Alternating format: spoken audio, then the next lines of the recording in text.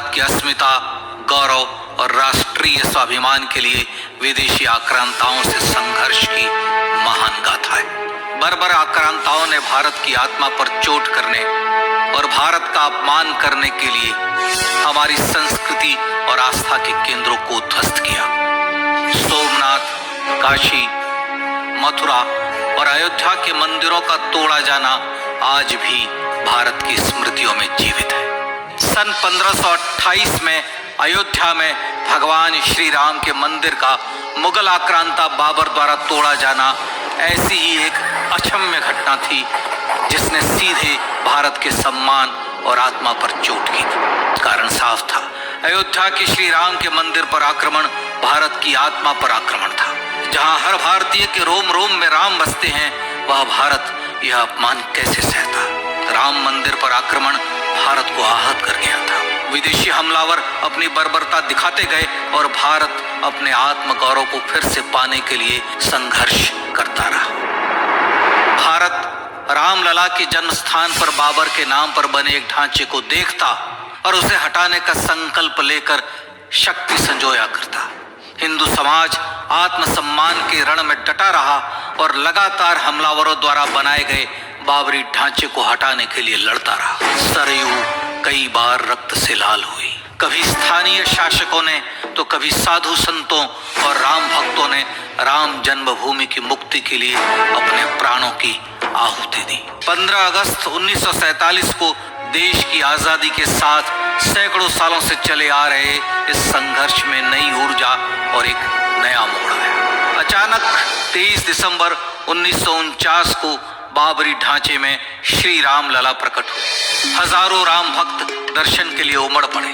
तत्कालीन प्रधानमंत्री पंडित जवाहरलाल नेहरू ने उत्तर प्रदेश सरकार को श्री राम लला को विवादित ढांचे से हटाने का आदेश दिया।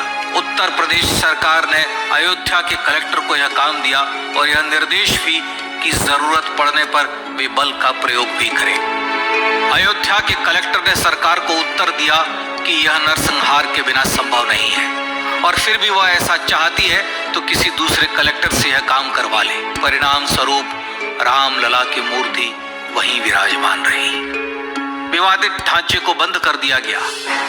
केवल पुजारी को सेवा अर्चना के लिए भीतर जाने की अनुमति थी। फिर भी राम भक्त विवादित ढांचे के बाहर से प्रभु श्री राम की आराधना करते रहे। भारत के हिंदू समाज के लिए चुनौतियां और बढ़ गई। मामला अदालत में गया। विपक्षी दलों द्वारा अदालत में भगवान श्री राम के अस्तित्व पर सवाल उठाए गए। उनके अयोध्या में ही जन्म लेने का प्रमाण मांगा गया। भारत का जनमानस अब आहत हो उठा था। आजाद भारत में भी हिंदू समाज को अपनी आस्था और श्रद्धा के लिए संघर्ष करना पड़ रहा था। चुनौतियों के इस समय में सन 1984 में विज्ञान भवन दिल्ली में विश्व हिंदू परिषद ने धर्म संसद का आयोजन किया। इस संसद में देश भर के संतों ने राम जन्मभूमि की मुक्ति के लिए आह्वान किया और राम जन्मभूमि मुक्ति यज्ञ समिति का गठन किया। धर्म संसद ने राम जन्मभूमि की मुक्ति और वहां भगवान श्री राम के भव्य मंदिर बनाने के भारत के जनमानस के संकल्प को फिर से दोहराया। विश्व हिंदू परिषद के नेतृत्व में मंदिर निर्माण के लिए पूरे देश में अभूतपूर्व आंदोलन की शुरुआत हुई। सन 1989 में विश्व हिंदू परिषद द्वारा गांव-गांव से रामशिला पूजन करके अयोध्या भेजी गई। 2,75,000 गांवों से रामशिलाएं अयोध्या पहुंची। भव्य राम मंदिर के शिलान्यास का निर्णय हुआ। पूज्य संत महात्माओं और हिंदू समाज के अन्य प्रमुख नेताओं के निर्णय के अनुसार अनुसूचित जाति के प्रमुख नेता श्री कामेश्वर चौपाल ने 9 नवंबर 1989 को मंदिर निर्माण का पहला पत्थर रखा। राम जन्मभूमि पर मंदिर निर्माण के लक्ष्य की पूर्ति के लिए सन 1990 में सोमनाथ से अयोध्या के लिए श्री लाल कृष्ण आडवाणी ने रथ यात्रा की शुरुआत की। देश में जन भावनाओं का ज्वार उबड़ने लगा। श्री लाल कृष्ण आडवाणी के रथ यात्रा के साथ साथ मंदिर के लिए जन समर्थन बढ़ने लगा और छद्म सेकुलरवाद बेनकाब होने लगा। इस जन आंदोलन को रोकने की तमाम कोशिशें हुई पर सब व्यर्थ हुई। विश्व हिंदू परिषद ने देशवासियों से अयोध्या में जन्मभूमि पर मंदिर निर्माण के लिए 30 अक्टूबर और 1 नवंबर 1990 को कार सेवा का आह्वान किया। परिणाम स्वरूप लाखों राम भक्त कार सेवा के लिए देश के कोने कोने से अयोध्या आए। इससे देश की एकात्मता का विराट दर्शन हुआ। कार सेवकों को रोकने के लिए उत्तर प्रदेश के तत्कालीन मुख्यमंत्री श्री मुलायम सिंह यादव ने अयोध्या में परिंदे को भी पर न मारने देने की घोषणा की। स्थितियां गंभीर हो गई। अयोध्या से 200 किलोमीटर दूर रेलगाड़ियां रोक दी गई। अयोध्या युद्ध भूमि बना दी गई। मार्ग बंद, रेल बंद, चप्पे चप्पे पर पुलिस। अयोध्या सैनिक छावनी में बदल गई। राम के गीत गाते, होठों पर हंसी और पांव में छाले लिए राम काज के लिए राम भक्त देश विदेश से अयोध्या पहुंच ही गए।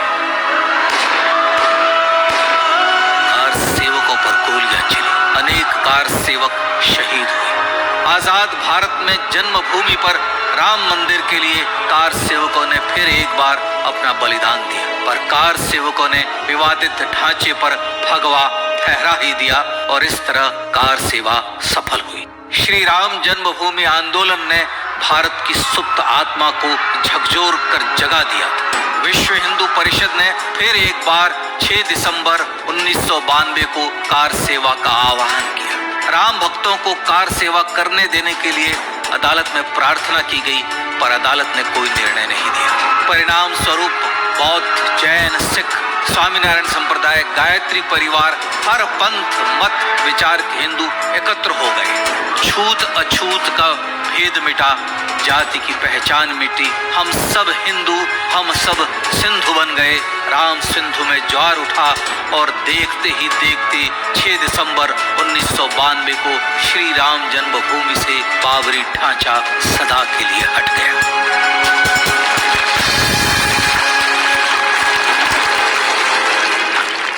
यह क्षण शौर्य, न्याय और सत्यमेव जयते का क्षण था। यतो धर्मस्ततो जय का क्षण था। पर संघर्ष की गाथा यहाँ जाकर भी नहीं रुकी। छद्म सेकुलरवादियों द्वारा भारत और भगवान श्री राम के इतिहास को झुठलाने के लिए अदालतों में चुनौतियों का सिलसिला चलता रहा, जो 1950 से चल रहा था। पर सत्य को तो जीतना ही था।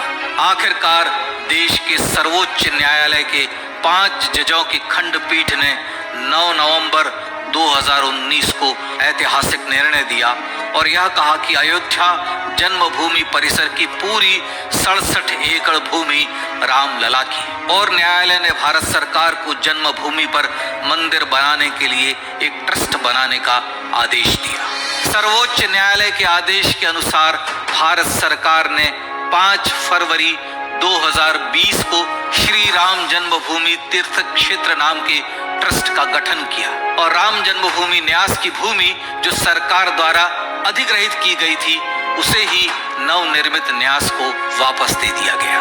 5 अगस्त 2020 को भारत के प्रधानमंत्री श्री नरेंद्र मोदी ने श्री राम जन्मभूमि तीर्थ क्षेत्र के अध्यक्ष पूज्य महंत नृत्य गोपाल दास, राष्ट्रीय स्वयंसेवक संघ के पूज्य सरसंघ चालक डॉक्टर मोहन भागवत एवं उत्तर प्रदेश के मुख्यमंत्री श्री योगी आदित्यनाथ की उपस्थिति में श्री राम जन्मभूमि पर भगवान श्री राम के भव्य मंदिर के लिए भूमि पूजन कर निर्माण कार्य का शुभारंभ किया। इस तरह लगभग 500 वर्षों से राम जन्मभूमि की मुक्ति के संघर्ष का पटाक्षेप हुआ। अपने आत्मसम्मान और राष्ट्रीय अस्मिता के लिए इतना लंबा संघर्ष विश्व के इतिहास में बेजोड़ है। श्री राम भारत की आत्मा, भारत की परिभाषा, हमारे राष्ट्रीय आदर्शों और जीवन मूल्यों के प्रतिनिधि मर्यादा पुरुषोत्तम हैं, जो हर हिंदू के होठों पर जन्म से मृत्यु तक रहे। बस यही हर हृदय में प्रार्थना होती है। राम भारतीय राष्ट्रीय स्वाभिमान और आज से तो हिमालय से समुद्र पर्यंत तक जन जन को एकात्मता के बंधन में बांधने वाले रक्षा सूत्र है।